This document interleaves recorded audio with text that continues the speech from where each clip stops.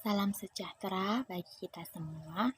Perkenalkan, nama saya Fitri Handayani dari kelas PSPFD 2020 dan dari Prodi Pendidikan Fisika. Adapun tujuan saya di sini, saya ingin menjelaskan tentang prinsip-prinsip pengembangan kurikulum. Baiklah teman-teman, sebelum kita masuk ke materi atau pembahasan, sebaiknya kita itu mengetahui apa tujuan dari pembahasan dalam video ini. Ya, kita itu diharapkan dapat memahami makna prinsip dalam pengembangan kurikulum.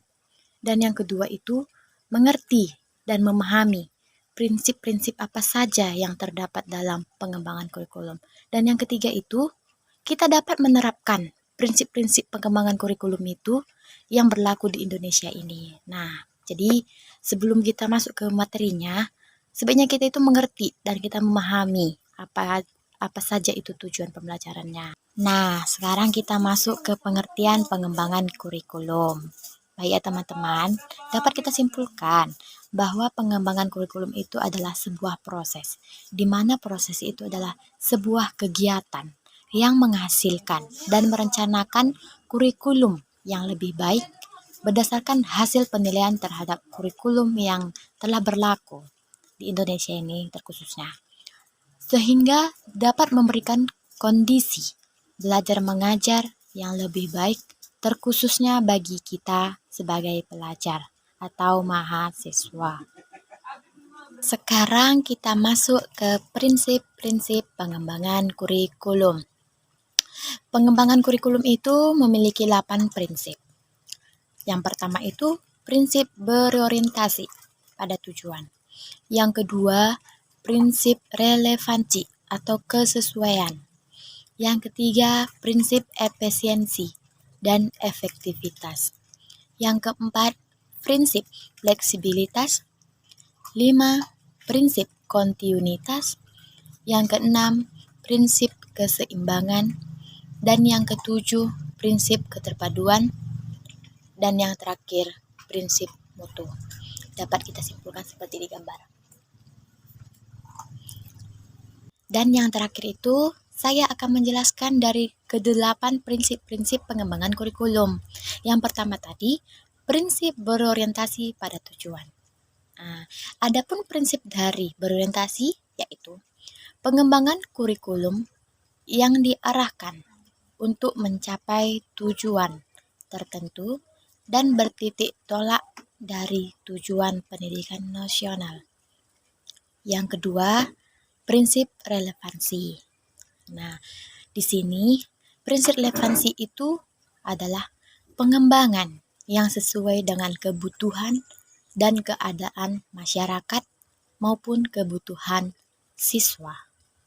Yang ketiga, prinsip efisiensi dan efektivitas. Pengembangan harus mempertimbangkan efisien, waktu, dan tenaga agar dapat mencapai hasil yang optimal. Terus, waktu yang tersedia bagi siswa harus dimanfaatkan sesuai dengan tata pengajaran.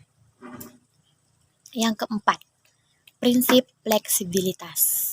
Di mana artinya itu, kurikulum harus fleksibel atau statis berdasarkan tuntutan dari keadaan setempat seperti di sekolah atau di masyarakat. Dan yang kelima itu prinsip kontinuitas, di mana artinya kurikulum yang disusun secara berkesinambungan, di mana seperti bagian-bagian materi itu disusun secara berurutan, tidak terpisah-pisah seperti sambung menyambung.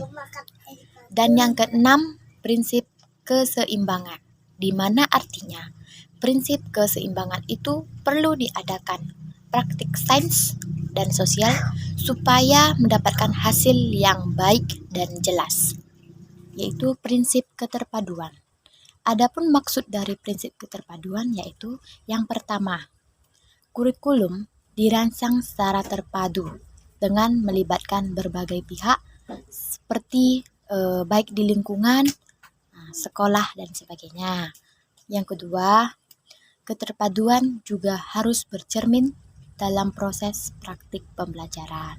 Dan yang terakhir kita masuk ke prinsip mutu, di mana artinya itu pelaksanaan pembelajaran itu harus menggunakan alat atau bahan yang terjamin atau bermutu supaya apapun yang kita pelajari itu tidak kekurangan apapun.